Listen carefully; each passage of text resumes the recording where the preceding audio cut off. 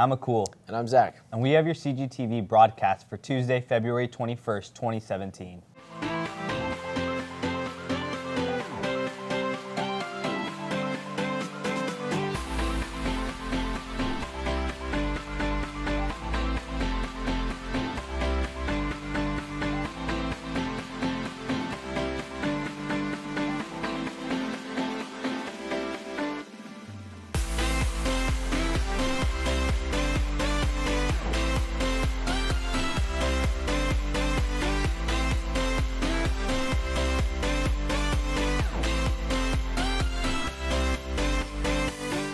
Over the weekend, the choir department hosted their annual Best of the Midwest competition.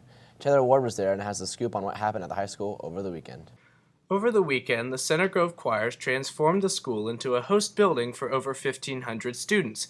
Best of the Midwest, an annual show choir competition, took place this past Saturday. 25 choirs were in attendance, competing in 4 divisions and staying at the school from the early morning to late at night. The choirs came mostly from Midwestern schools, but one even drove from Virginia to compete. The Center Grove students worked throughout the day and the weeks leading up to it to make sure the event ran as smoothly as possible. Some served as room hosts for the visiting choirs, making sure they felt at home at Center Grove.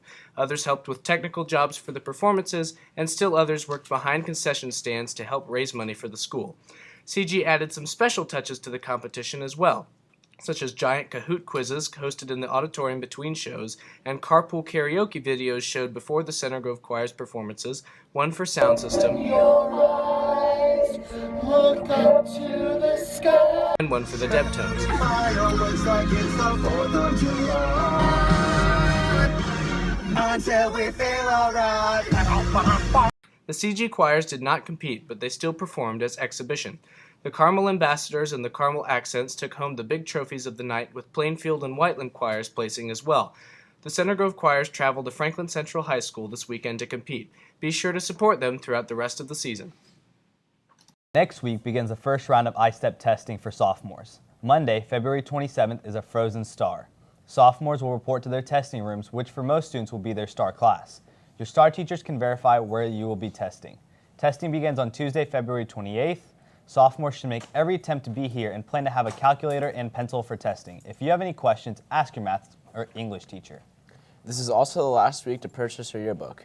If you have not purchased a yearbook already, go to www.jostensyearbooks.com and order yours today. If you aren't sure whether you have paid, check out the list on the windows of the guidance office. There will be fewer yearbooks ordered this year to sell in May, so make sure to pre-order to guarantee that you get your yearbook. Now let's go outside to Mary Ramsey, who has today's weather for us. Today is cloudy with a low of 51 and high of 68. Back to you. Thanks, Mary. There are several club meetings and events this week to be aware of. If you are interested in politics and current events, come to the COPE meeting today right after our broadcast in Mr. Blackburn's room. The club will be discussing Israeli settlements and future guest speakers. There are also 2 other club meetings on Thursday morning. Book Forum will be meeting at 7 a.m. in Mrs. McDougall's room 162 to discuss this month's novel, The Wrath and the Dawn. Also on Thursday morning, all officers and new members of the National Honor Society will meet in room 552 at 7 a.m. to discuss expectations and continued membership in NHS. Please see Mrs. Goodwin in room 325 or Mr. Smith in room 332 for any questions or concerns.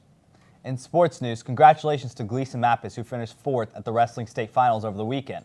Also, congratulations goes out to Noah Tallman, who was the sectional champion in the 100-meter butterfly to advance to the state meet. Tallman also advanced in the 500-meter freestyle.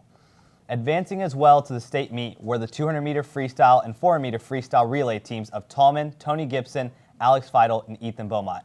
And that's all we have for you today, CG. Bye. Bye.